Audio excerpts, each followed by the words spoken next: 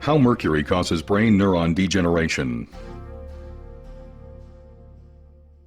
Mercury has long been known to be a potent neurotoxic substance, whether it is inhaled or consumed in the diet as a food contaminant. Over the past 15 years, medical research laboratories have established that dental amalgam tooth fillings are a major contributor to mercury body burden. In 1997, a team of research scientists demonstrated that mercury vapor inhalation by animals produced a molecular lesion in brain protein metabolism, which was similar to a lesion seen in 80% of Alzheimer's diseased brains. Recently completed experiments by scientists at the University of Calgary's Faculty of Medicine now reveal, with direct visual evidence from brain neuron tissue cultures, how mercury ions actually alter the cell membrane structure of developing neurons. To better understand mercury's effect on the brain, let us first illustrate what brain neurons look like and how they grow. In this animation, we see 3 brain neurons growing in a tissue culture, each with a central cell body and numerous neurite processes. At the end of each neurite is a growth cone where structural proteins are assembled to form the cell membrane.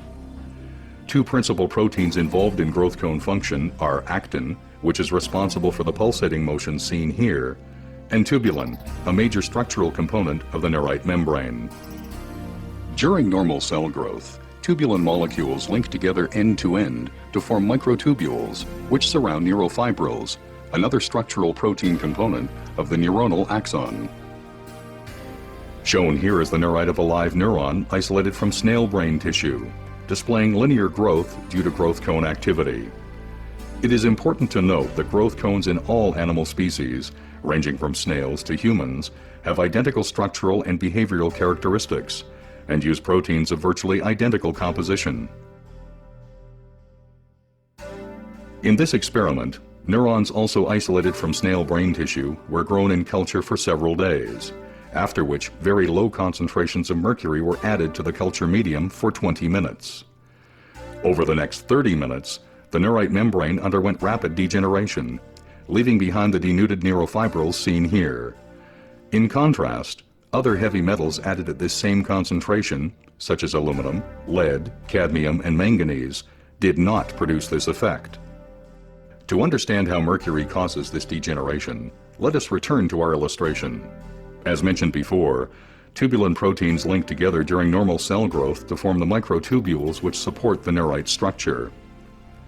When mercury ions are introduced into the culture medium, they infiltrate the cell and bind themselves to newly synthesized tubulin molecules. More specifically, the mercury ions attach themselves to the binding site reserved for guanosine triphosphate, or GTP, on the beta subunit of the affected tubulin molecules.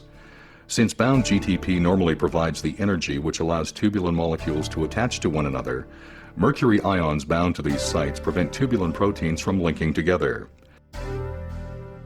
Consequently, the neurite's microtubules begin to disassemble into free tubulin molecules, leaving the neurite stripped of its supporting structure.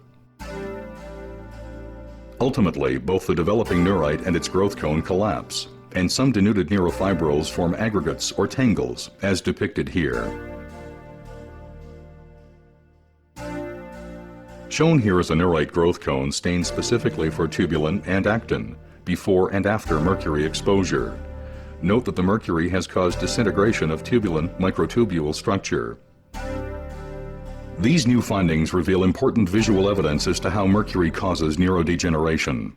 More importantly, this study provides the first direct evidence that low-level mercury exposure is indeed a precipitating factor that can initiate this neurodegenerative process within the brain.